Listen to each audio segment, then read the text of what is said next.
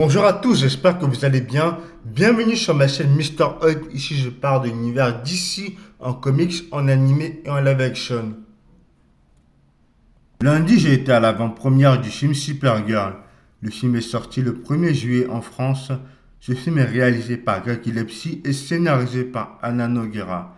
C'est le deuxième film du DCU après celui du film Superman qui est sorti en 2025. Je vais vous donner mon avis sur ce film. Il y aura une partie sans spoil et une partie spoil.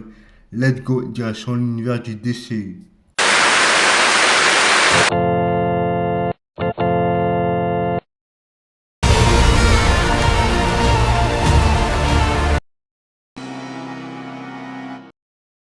La DA et la photo, déception sur ce point. Malgré de bonnes idées, la direction artistique et la photographie manquent cruellement de couleurs, de fantaisie et de vie. Le mélange d'ambiance médiévale et du space opera était prometteur sur le papier, car n'oublions pas qu'ils se sont inspirés du comic Supergirl Woman of Tomorrow, qui est génial, je vous conseille de le lire, et surtout au niveau du dessin, vous ne serez pas dessus. Mais à l'écran, tout paraît terne, brun et sans âme. Les différents environnements manquent cruellement de personnalité et de magie. C'est dommage.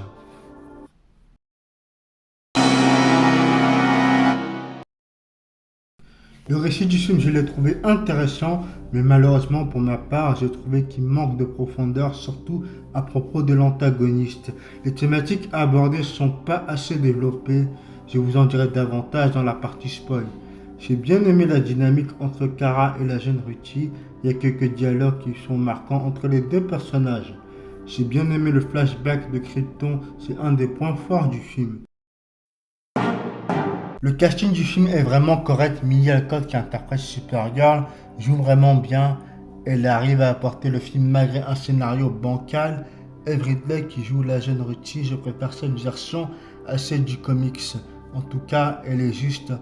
Jason Momoa en Lobo, j'ai kiffé, même s'il a très peu de temps d'écran. L'antagoniste qui joue Crane est interprété par Matthews, on le voit très peu. Malheureusement, il est resté assez générique. Attention, maintenant on passe au spoiler, vous êtes prévenus. La backstory de Kara Zor-El est vraiment bien, mais la direction qu'ils ont pris en la faisant grandir à Argo City après la disparition des Kryptons m'a surpris. Je l'ai dit, c'est un choix intéressant. On comprend mieux son état d'esprit à cause du traumatisme qu'elle a subi, de la perte de ses parents et de son peuple. L'architecture de Krypton m'a vraiment plu. Comme beaucoup, je n'ai pas pu m'empêcher de voir le métropolis qu'on aurait dû avoir dans Superman. Sa rencontre avec son cousin m'a plu, ça fait plaisir de voir Superman dans ce film. En tout cas, David Coranson incarne parfaitement bien le héros. Sean Creme est vraiment oubliable, c'est dommage parce que dans le comics Woman of Tomorrow, il est beaucoup plus intéressant. Dans le film, on ne voit même pas son background, les thématiques sur le trafic des êtres humains auraient dû être plus approfondies. J'aurais aimé aussi qu'ils prennent plus de liberté, notamment en supprimant la quête du chien crypto. Pour coller aux besoins du film, les scènes d'action sont vraiment mal exécutées. Il y a quand même quelques belles séquences de vol. Il y a une action dans le troisième arc du film qui rend Supergirl vraiment iconique. Voilà, c'était mon avis sur le film Supergirl. Le film n'est pas aussi mauvais qu'on veut nous faire croire. Merci d'avoir regardé cette vidéo. C'était Mister Hot. Je sais que j'ai été pendant un bon moment absent, mais là, c'est bon, je suis revenu pour de bon.